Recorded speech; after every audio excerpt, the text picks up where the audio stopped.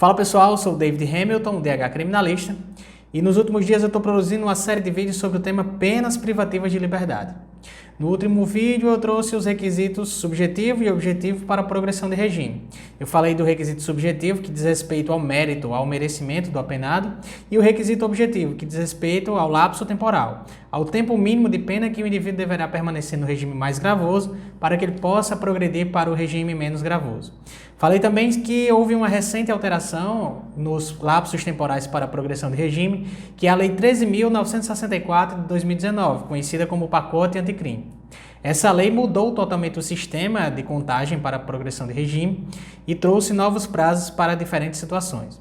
Conforme prometido no vídeo anterior, eu estou trazendo agora um quadro comparativo entre a lei antiga, como era a situação antes do pacote anticrime, e a lei atual, né, como está em vigência hoje. Então eu estou colocando agora na tela dois quadros, um que traz as regras antes da vigência do pacote anticrime e embaixo um que diz respeito aos lapsos temporais na vigência da lei atual.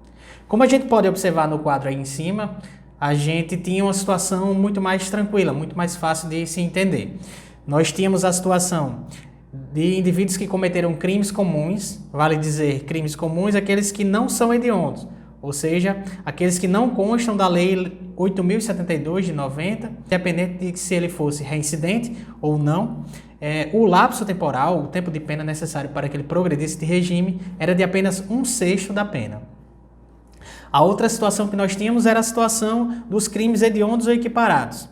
Nessa situação, fazia-se a distinção de que se o indivíduo era primário ou reincidente. Se o indivíduo fosse primário, o tempo necessário de pena para ele progredir de regime era 2/5 da pena. Já se ele fosse reincidente, o lapso temporal, né, o tempo que ele precisaria cumprir no regime mais gravoso, era de 3/5. E a última situação que nós tínhamos era a situação da mulher gestante, ou mãe, ou responsável por crianças ou pessoas com deficiência. Nessa situação, um dos requisitos era que ela fosse primária. O lapso temporal para a progressão de regime era de 1/8 da pena. Então é a situação mais branda que existia e até hoje ainda existe, que é essa situação da mulher gestante ou mãe ou responsável por criança ou pessoas com deficiências. Bom, isso é como era antes, né? Isso antes da vigência da Lei 13.964 de 2019. No entanto, no quadro abaixo a gente vai poder ver as situações na regra atual, na vigência do pacote anticrime. Uma primeira mudança que a gente deve destacar é a mudança na forma de contagem do prazo. Antes, como vimos no quadro acima, nós tínhamos a situação de cumprimento de penas em frações. Agora, a gente tem o cumprimento da pena em porcentagens. Além dessa mudança na contagem, o pacote anticrime trouxe diversas situações. Então, são diversas as diferenciações que a gente vai ter que fazer aqui para saber qual será o tempo de pena para que o indivíduo progrida de regime.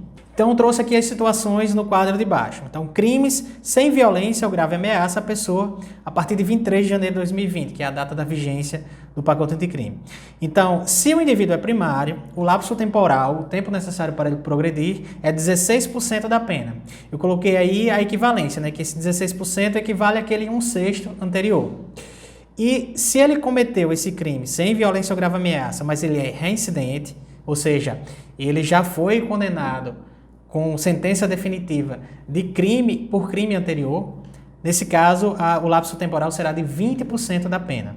Então, a segunda diferenciação que eu coloquei aqui no item 2, que é os indivíduos que cometeram crimes com violência ou grave ameaça à pessoa. Novamente, ele faz aquela diferenciação. Se o indivíduo é réu primário, o lapso temporal será de 25% da pena.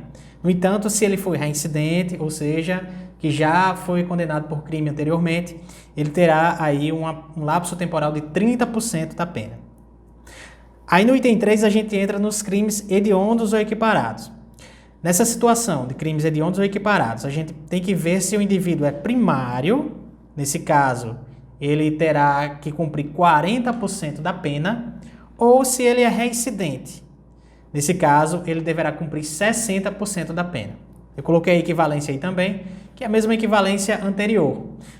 2/5 equivale a 40% e 3/5 equivalendo aí a 60%.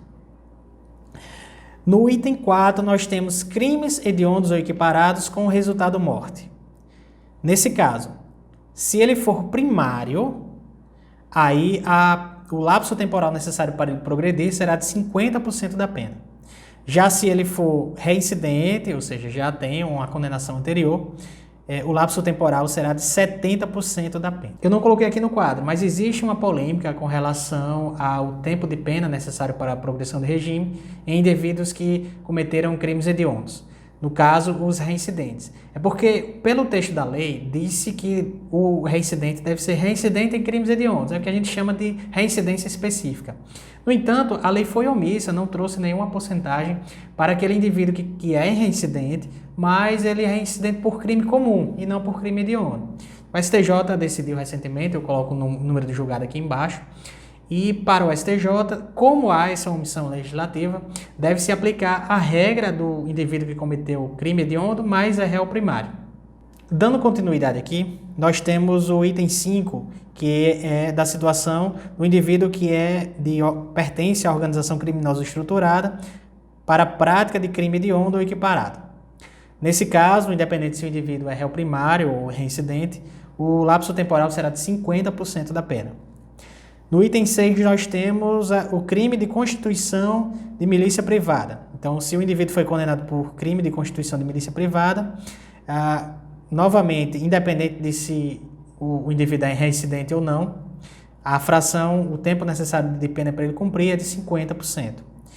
E a situação que já existia na lei anterior e permaneceu, que é a situação de mulher gestante ou mãe ou responsável por crianças ou pessoas com deficiência. Nesse caso, ela sendo primária, o tempo necessário de pena será de 1/8 da pena. Nós analisamos todas as situações de lapsos temporais para a progressão do regime, tanto na lei antiga quanto na lei atual, após a vigência do pacote anticrime. Então, nós já estamos aptos a fazer simulações para descobrir em que período o indivíduo irá progredir de regime. Por isso, eu trouxe dois indivíduos, João da Silva e José da Silva. Esses dois indivíduos cometeram o mesmo crime e receberam a mesma pena. Nós vamos fazer o cálculo para descobrir quando ambos irá progredir de regime. Só que a gente só vai fazer isso no próximo vídeo. Imperdível, né? Te vejo lá.